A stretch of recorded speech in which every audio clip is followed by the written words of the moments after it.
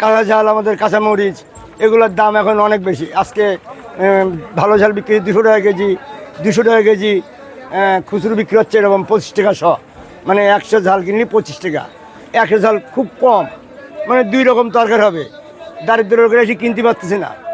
এগুলা আমাদের কি বলবো, বাজারে মানে খুব বার করতে হয়রানি হচ্ছে। যারা দারিদ্র লোক, নর্মাল টাইপের লোক, এরা বাজারে এসে হয়রানি হয়ে যাচ্ছে। পারতেছে না 1 কেজি আলু কিনতে, পারতেছে না 100 ঝাল কিনতে। নিশ্চিন্তে খান স্বাস্থ্যকর অল টাইম পান, অল টাইম হেলদি লাইফ। পারতেছে না 1 কেজি ওল কিনতে। এতে মানুষ খুব হয়রানির মধ্যে পড়েছে।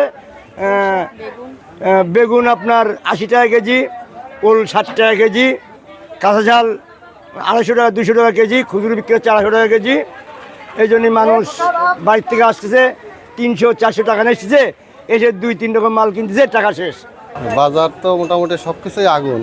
ফেসবুকেই দাম কম, আর বাজারে আসলে তার সম্পূর্ণ ভিন্ন রূপ। ঠিক আছে,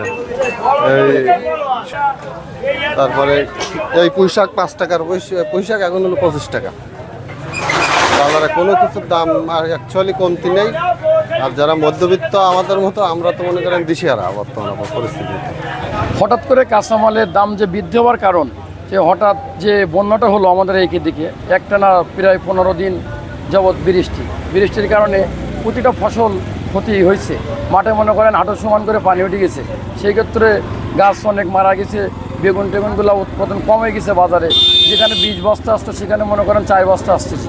সেই ক্ষেত্রে বৃদ্ধি হয়েছে দাম। বেগুন মনে করেন আর 76 টাকা পাইকারি দাম।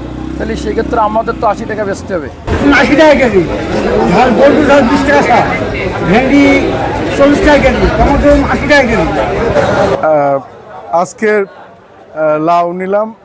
লাউ একটা নিল হলো আপনার 40 টাকা, কলা 60 টাকা, বরবটি 40 টাকা। বাজার কিছুটা ঊর্ধ্বমুখী আমরা লক্ষ্য করছি।